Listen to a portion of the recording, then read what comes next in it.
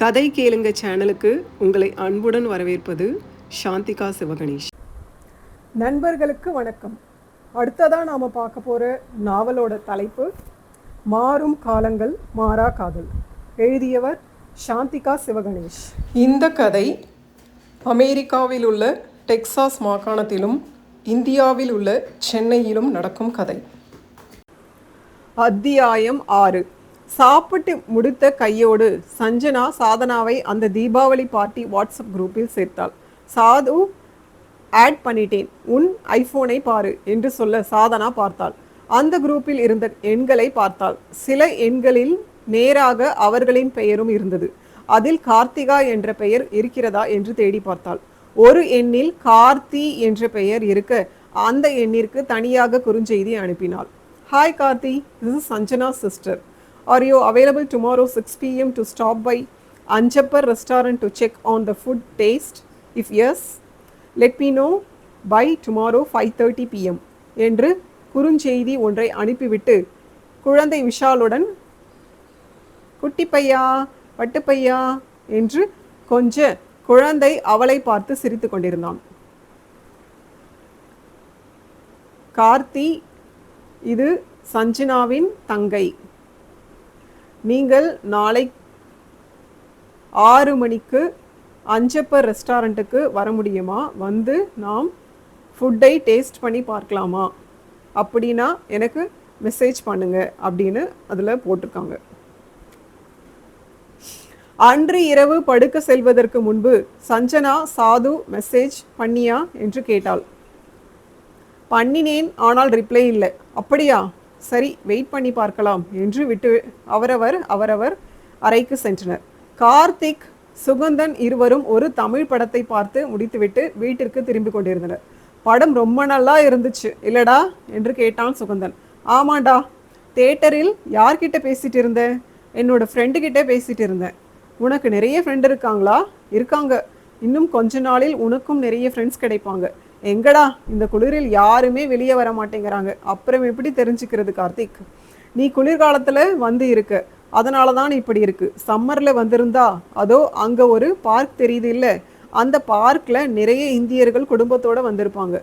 குழந்தைகள் அந்த ஊஞ்சல் ஸ்லைடில் விளையாடும் போது அம்மாக்கள் கும்பல் கும்பலாக உட்காந்து பேசிட்டு இருப்பாங்க. அப்படி பேசி தான் இங்கே எல்லோரும் ஃப்ரெண்ட் ஆவாங்க. அப்புறம் காலையில் வாக்கிங் போகும்போது பேசி பழகி ஃப்ரெண்ட்ஸ் ஆகிடுவாங்க.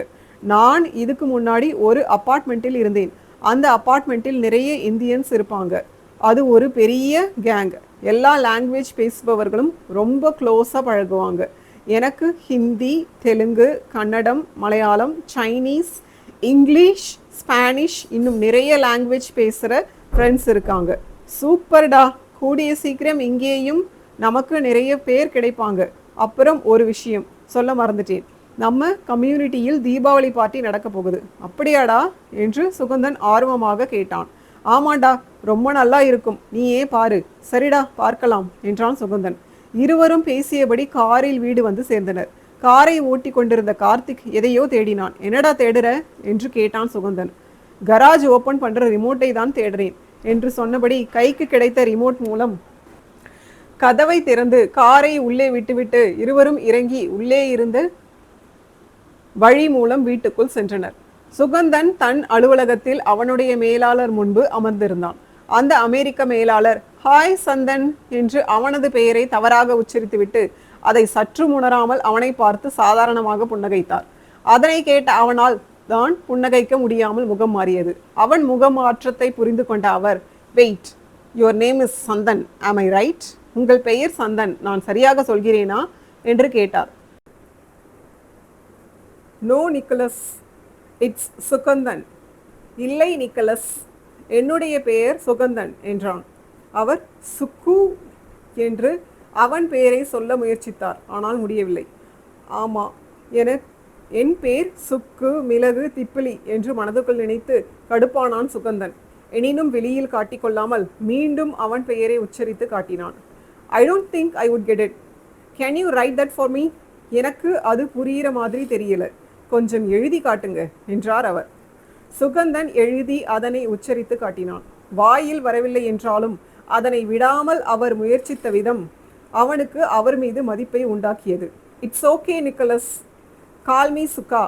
பரவாயில்லை நிக்கலஸ், என்னை சுகா என்று கூப்பிடுங்கள் என்றான் சுகந்தன். தட்ஸ் ஈஸி, இது எனக்கு சுலபம்தான் என்றவர் அப்படியே கூப்பிட ஆரம்பித்தார். This file has all the information about our new project. If you need more information, check out the emails I just sent you. Here you go. இந்த ஃபைலில் எல்லா விவரமும் இருக்கிறது. உங்களுக்கு மேலும் விவரம் தேவைப்பட்டால் நான் உங்களுக்கு அனுப்பிய இமெயிலை பார்க்கவும். இந்தாருங்கள் என்றபடி ஒரு ஃபைலை அவனிடம் நீட்டினார். அவர் கொடுத்த ஃபைலை வாங்கி கொண்டு ஷுர் என்றான் சுகந்தன். அதே நேரம் கதவை தட்டி கொண்டு உள்ளே நுழைந்தாள் ஒரு பெண். வெள்ளை நிற ஷர்ட்டும் கருப்பு நிற கோட்டும் அதே துணியில் இறுக்கமாக தைக்கப்பட்டிருந்த ஸ்கர்ட்டும் அவளுடைய மெல்லிய உடல் வாகுக்கு பொருத்தமாக அவளது வளைவுகளை அழகாக காட்டின.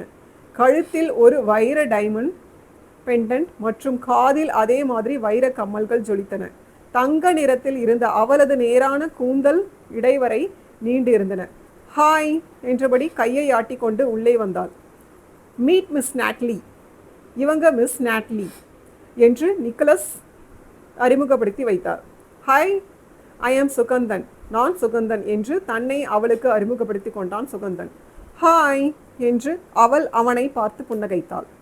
Reach out to her if you need any more information, உங்களுக்கு மேலும் விவரம் தேவைப்பட்டால் இவர்களை கேட்கவும் என்று நேட்டலியை காண்பித்து கூறினான் நிக்கலஸ். ஷியோர் என்றுவிட்டு தன்னுடைய நாற்காலிக்கு வந்தான் சுகந்தன். அந்த ஃபைலை எடுத்து படித்து விவரங்களை சேகரித்து கொண்டிருந்தான். இன்னும் சில விவரங்கள் அவனுக்கு தேவைப்பட்டது. அதனால் அவனுக்கு வந்திருந்த இமெயில்களை எடுத்து திறந்து அதனில் தேடினான். ஆனால் அந்த விவரம் அவனுக்கு கிடைக்கவில்லை. இப்போ என்ன பண்ணுறது, யார்கிட்ட கேட்கிறது என்று யோசித்த அவனுக்கு நேட்டலி ஞாபகம் வந்தது. சரி, அவங்க கிட்ட கேட்டு பார்ப்போம் என்று நினைத்தவன் அவளிடம் சென்றான். அவள் யாருடனோ ஃபோனில் பேசி கொண்டிருந்தாள். அவனை பார்த்ததும் ஃபோனை வைத்துவிட்டு எஸ் என்றாள். I need some information on this, எனக்கு இன்னும் சில விவரங்கள் தேவை என்றபடி தன் கையில் இருந்த ஃபைலை காண்பித்தான்.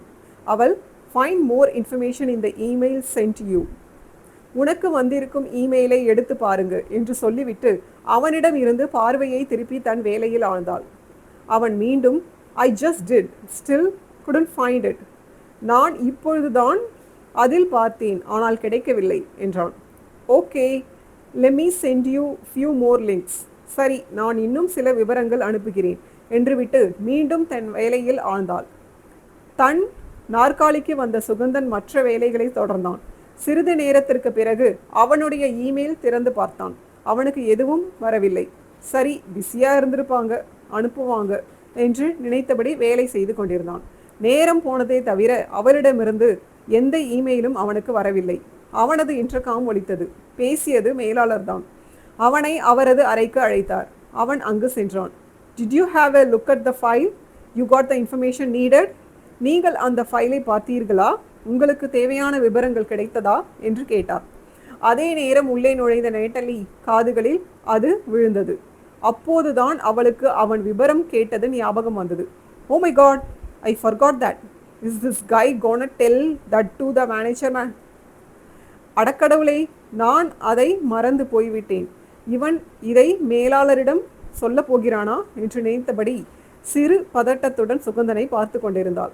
அவள் பார்வையில் உடல் மொழியில் அவள் எண்ணத்தை புரிந்து கொண்ட சுகந்தன் ஐ ஆம் ஸ்டில் ஒர்க்கிங் ஆன் இட், நான் இன்னும் அந்த வேலையை செய்து கொண்டுதான் இருக்கிறேன் என்று பொதுவாக கூறிவிட்டான்.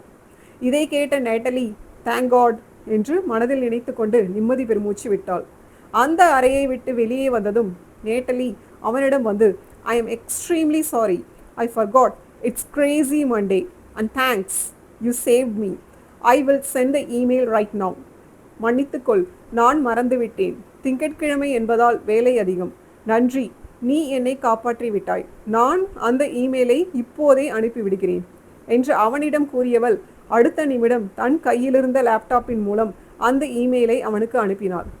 That's okay, I saw you, you are busy, பரவாயில்லை, நான் பார்த்தேன், நீங்கள் பிஸியாக இருந்தீங்க என்றான் புன்னகைத்தபடி. அவளும் புன்னகைத்தபடி அவனுக்கு கை கொடுத்தாள். அவன் அவள் கையை பிடித்து குலுக்கினான். இவர்கள் இருவரையும் பார்த்து கொண்டிருந்தான் கார்த்திக். காஃபி மேக்கரில் காஃபி போட்டு எடுத்து வந்து சுகந்தனிடம் நீட்டினான் கார்த்திக். அந்த காஃபியில் ஒரு மிடறு அருந்தியபடி அந்த நாற்காலியில் அமர்ந்தான் சுகந்தன். என்னடா அந்த சூப்பர் ஃபிகர் நேட்டலி உனக்கு கை கொடுத்தா போல இருக்கே? ஆமாண்டா, அதுக்கு என்ன? இல்லை, அவள் ஆஃபீஸில் ஒரு சின்சியர் ஸ்டாஃப். கரெக்டாக நேரத்துக்கு வருவா, யாரும் அவன் மேலே ஒரு குறை சொல்ல முடியாது. அவள் வேலையை அவள் நேரத்துக்கு செஞ்சிடுவா. ஆனால் ஆஃபீஸில் பொதுவாக யார்கிட்டையும் பேச மாட்டாள். வேலை இருந்தால் மட்டும்தான் பேசுவாள். அப்படிப்பட்டவ உன்கிட்ட கைகளை தலையை ஆட்டியபடி ஏதோ ஆர்வமாக பேசிக்கிட்டு இருந்த மாதிரி தெரிஞ்சது. அதான் கேட்டேன் என்று விளக்கம் கொடுத்தான் கார்த்திக். ஓ அப்படியா? அதனால தான் அந்த சின்ன தப்புக்கு அப்படி ரியாக்ட் பண்ணினாளா என்று நினைத்து கொண்டான் சுகந்தன். ஒன்றுமில்லடா, அவங்களும் நானும் புது ப்ராஜெக்ட் பற்றி பேசி கொண்டு இருந்தோம். அவங்க இவங்கன்னு பேச வேண்டியது இல்லை. அவள் நம்மளை விட சின்ன பொண்ணுதான், கல்யாணம் ஆகலை என்று சொன்னபடி கண்ணடித்தான் கார்த்திக். சரி, அதை விடு, நம்ம கதைக்கு வருவோம். நான் எப்படிடா சாதனாவை சமாதானம் பண்ணுறது? அவள் இருக்கிற ஊருக்கு வந்துட்டேன். அவள் வீட்டுக்கு பக்கத்தில் வீடு தேடி குடித்தனம் வந்துட்டோம். அவள் ஆஃபீஸில் இருந்து கொஞ்ச தூரம் தான் நம்ம ஆஃபீஸ். இவ்வளவு பக்கத்தில் இருந்தாலும் அவகிட்ட என்னால் பேச முடியல. அவகிட்ட போய் பேசினாலும் நல்லா திட்டி அனுப்புவா. திட்டு வாங்குவதை பற்றி எனக்கு எந்த கவலையும் இல்லை.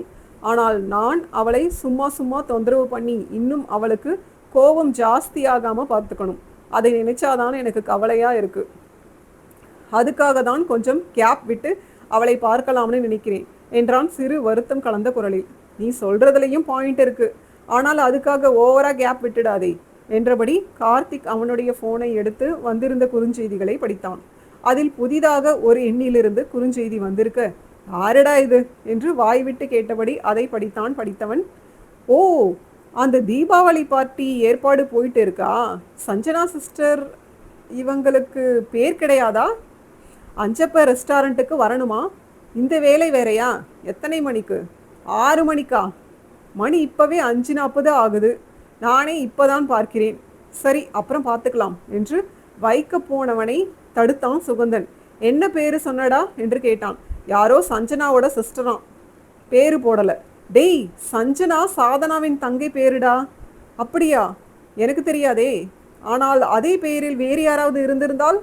ஆமால்ல, எங்க காட்டு என்று அந்த மொபைலை வாங்கி பார்த்தான் சுகந்தன். டேய், இந்த வாட்ஸ்அப் டிபியில் இருக்கிற செம்பருத்தி பூச்சாடியை ஜாடியுடன் பார்த்திருக்கிறேன் என்று வேகமாக கார்த்திக்கை அழைத்து கொண்டு வீடு வந்து சேர்ந்தான். வீடு வந்த பிறகு படி ஏறி ஜன்னல் வழியாக தெரிந்த விக்ரம் வீட்டு தோட்டத்தை பார்த்தான். 5:40 மணி என்றாலும் குளிர்காலம் என்பதால் நன்கு இருட்டி இருந்தது. எனினும் அந்த தோட்டத்தில் எரிந்து கொண்டிருந்த மின் விளக்கின் வெளிச்சத்தில் அந்த செம்பருத்தி செடி பூக்கள் ஜாடியுடன் தெரிந்தது. மிதமான குளிர் என்பதால் செம்பருத்தி பூக்கள் வாடாமல் இருந்தன. அந்த பூக்கள் லேசாக அடித்த காற்றில் ஆடியது. அவனை பார்த்து அழகாக குலுங்கி குலுங்கி சிரித்தது போல அவனுக்கு தோன்றியது. அந்த பூக்களின் சிரிப்பு அவனுக்கு தொற்றியது போல பலமாக குலுங்கி குலுங்கி சிரிக்க ஆரம்பித்தான். லைக் பண்ணுங்கள், ஷேர் பண்ணுங்கள், கமெண்ட் பண்ணுங்கள். உங்களோட கமெண்ட்ஸ் தான் எனக்கு நல்ல மோட்டிவேஷனாக இருக்கும். மிக்க நன்றி நண்பர்களே.